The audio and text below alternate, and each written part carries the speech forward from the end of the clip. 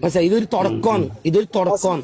Okay, ആ രണ്ട് വാക്ക് ഉമ്മയുടെ ജിന്ന്, രണ്ട് വാക്ക് പറ ഉമ്മയുടെ മാത്രം ചെയ്യുന്ന പറ, പിന്നെ എന്നെ നിങ്ങൾ നോക്കിയല്ല പറ. ഞാനൊരു കാര്യം പറയട്ടെ. ഉം.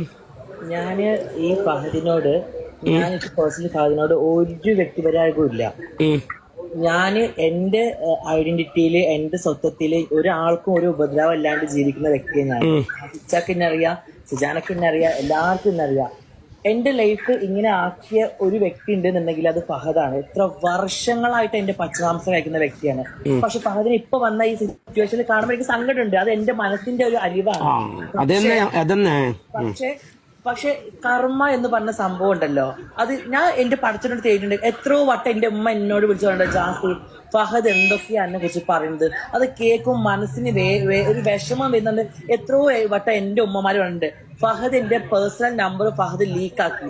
എത്ര ഉമ്മമാരെ എന്നെ വിളിച്ചെന്നറിയോ, ജാസി ഫഹദ് നിന്നെ ട്രോളിനെ കാണുമ്പോൾ പേഴ്സണലി ഞങ്ങൾ പ്രാർത്ഥിക്കാറുണ്ട്, ഇന്നല്ലെങ്കിൽ നാളെ ഫഹദിന് കിട്ടുമെന്ന് പറയാറുണ്ട്.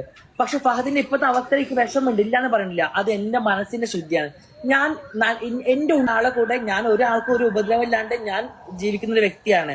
ആ എന്നെ പറ്റിയിട്ട് എന്തൊക്കെ വയ്യാത്ത കാര്യങ്ങൾ എന്റെ മരിച്ചുപോയ ഉപ്പാനെ പറയുന്നത്, എന്റെ ഉമ്മാനെ പറയുന്നത്, എന്തൊക്കെ കാര്യങ്ങൾ ഫഹദ് പറഞ്ഞ്, എന്തൊക്കെ ഞാൻ ഇപ്പോഴും പറയുന്നത്, എന്റെ ലൈഫിൽ എന്റെ ഏറ്റവും കൂടുതൽ എന്നെ വേട്ടയാടിയ ഒരു വ്യക്തിയായിരുന്നു ഫഹദ്.